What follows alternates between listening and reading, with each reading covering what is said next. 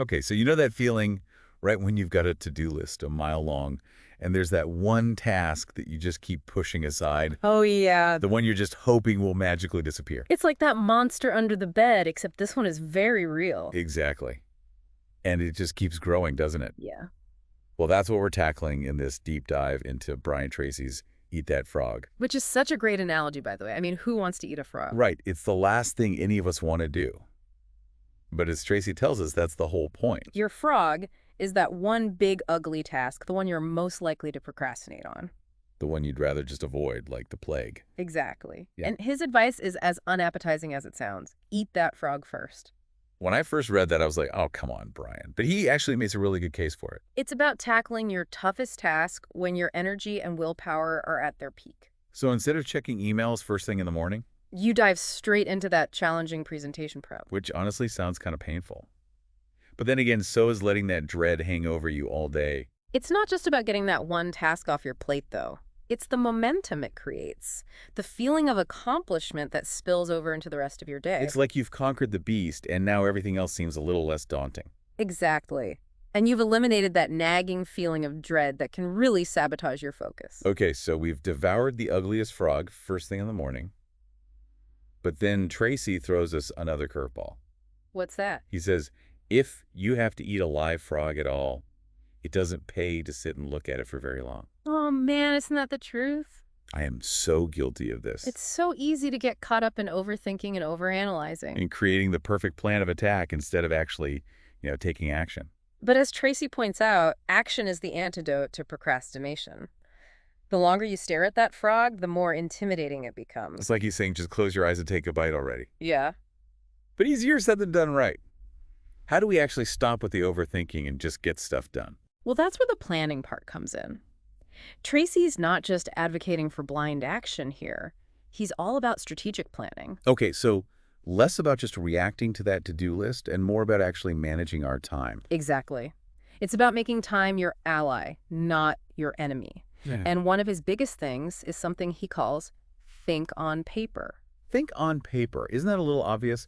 Though I will admit, I do try to keep way too much in my head. That's exactly it. It's about freeing up mental space. We really underestimate how much energy we waste trying to remember everything. So it's kind of like decluttering our minds. In a way, yeah. By Yeah. getting those thoughts down on paper, it creates space for clarity and focus. Yeah. And that's where the real magic happens. So it's not even just about making lists. It's more about having a system, a way to organize our thoughts and priorities. Absolutely. And Tracy actually suggests a whole system of lists. Like a list for my list. Well, he suggests having a master list for big picture goals, then monthly lists, weekly lists, and even daily lists. Breaking it down into bite-sized pieces, or maybe frog-sized pieces. Exactly. And that reminds me, this is where he introduces the 80-20 rule. Have you heard of this one? Oh yeah, the Pareto principle. Yeah. It's the idea that 80% of our results come from just 20% of our efforts. Exactly. So it's about figuring out which tasks fall into that crucial 20% and making those a priority. Instead of getting bogged down in all the little things that don't really move the needle. Exactly. Like answering every single email the second it comes in. Oh, tell me about it. It's like a black hole for productivity. Right. Instead, focus on that big client proposal or that presentation that could lead to a promotion. It's about working smarter, not harder. So how do we figure out what our 20% tasks are? That's something you kind of have to analyze for your own situation and goals. But a good place to start is by asking yourself, what are the tasks that will have the biggest impact on reaching my goals? Okay, so we're prioritizing ruthlessly and eating those ugly frogs first thing in the morning. But then Tracy throws in this idea of creative procrastination. Now, hold on. Isn't all procrastination bad? I thought we were trying to get rid of that. I know, right? Yeah. It seems counterintuitive, but it's actually about being really strategic with our procrastination. Okay, so not just putting things off indefinitely because we don't feel like it. No. It's more about recognizing that not all tasks are created equal, and sometimes it's okay to delay the less important ones. So we can free up time and energy for the things that really matter. Exactly. Like that whole eat the frog philosophy. Yeah. It's not about trying to do everything at once. It's about being deliberate about what we choose to focus on. And sometimes those less important tasks, the ones we might be tempted to procrastinate on, can actually be a good thing. Like a mental break. Exactly. Our brains need time to rest and recharge too, Yeah.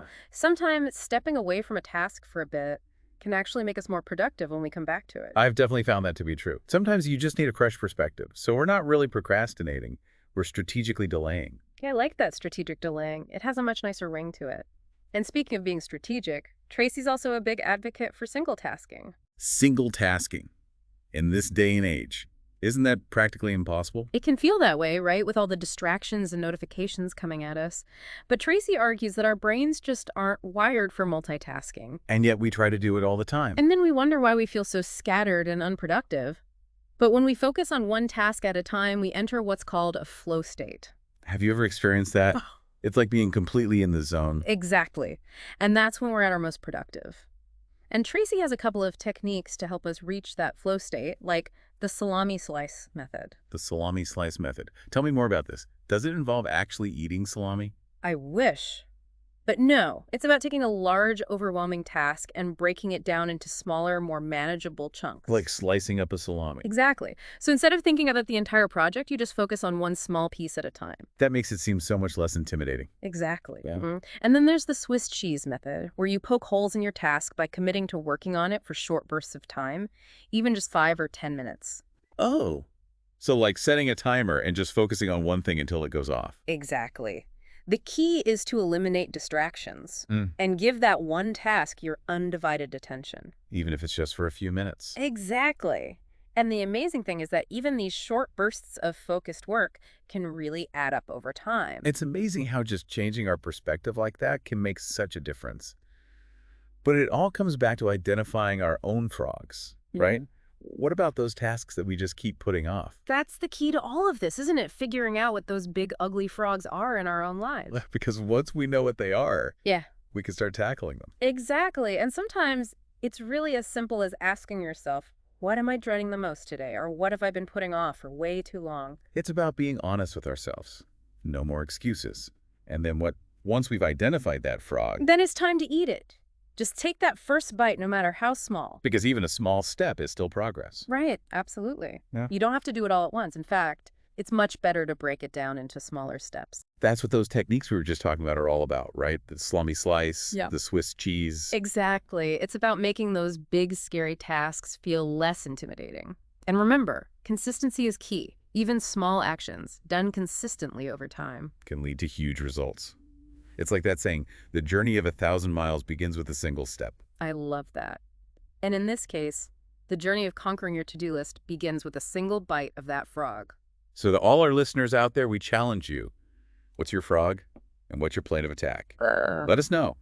We're all in this together, right? Absolutely. We're here to support you every step of the way. And who knows, maybe we'll even have a celebratory frog leg feast when we've all conquered our to-do lists. Now that's an image. But in all seriousness, we hope this deep dive has given you some practical tools and strategies to stop procrastinating, boost your productivity, and achieve your goals. So until next time, happy planning, everyone, and may your to-do lists always be manageable. And may your frogs be small and easy to swallow. I think I'll stick with the salami slices for now.